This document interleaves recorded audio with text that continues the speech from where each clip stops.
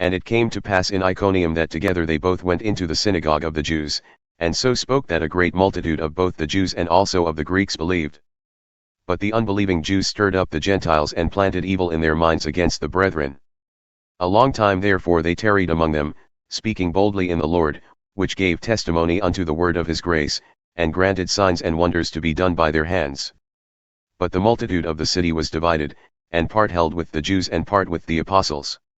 And when there was an assault made both by the Gentiles and also the Jews, with their rulers, to use them spitefully and to stone them, they were aware of it and fled unto Lystra and Derbe, cities of Lycaonia, and unto the region that lieth round about. And there they preached the gospel. And there sat at Lystra a certain man, impotent in his feet, being a cripple from his mother's womb, who never had walked. This same one heard Paul speak, who, steadfastly beholding him and perceiving that he had faith to be healed, said with a loud voice, Stand upright on thy feet. And he leaped and walked. And when the people saw what Paul had done, they lifted up their voices, saying in the language of Lycaonia, The gods have come down to us in the likeness of men. And they called Barnabas, Jupiter, and Paul, Mercury, because he was the chief speaker. Then the priest of Jupiter, who was in front of the city, brought oxen and garlands unto the gates and would have done sacrifice along with the people. But when the apostles Barnabas and Paul heard of this, they rent their clothes and ran in among the people, crying out and saying, Sirs, why do ye these things?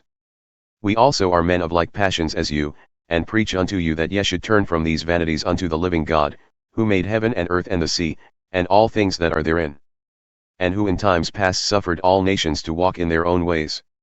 Nevertheless, he left not himself without witness, in that he did good, and gave us rain from heaven and fruitful seasons, filling our hearts with food and gladness.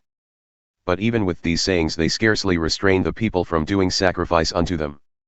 And there came thither certain Jews from Antioch and Iconium who persuaded the people, and having stoned Paul, they dragged him out of the city, supposing he was dead. However, as the disciples stood round about him, he rose up and came into the city, and the next day he departed with Barnabas to Derbe. And when they had preached the gospel to that city and had taught many, they returned again to Lystra and to Iconium and Antioch, confirming the souls of the disciples and exhorting them to continue in the faith, and that we must through much tribulation enter into the kingdom of God. And when they had ordained elders in every church and had prayed with fasting, they commended them to the Lord in whom they believed. And after they had passed throughout Pisidia, they came to Pamphylia. And when they had preached the word in Perga, they went down into Attalia. And then sailed to Antioch, from whence they had been commended to the grace of God for the work which they had fulfilled. And when they had come and had gathered the church together, they recounted all that God had done with them, and how he had opened the door of faith unto the Gentiles. And there they remained a long time with the disciples.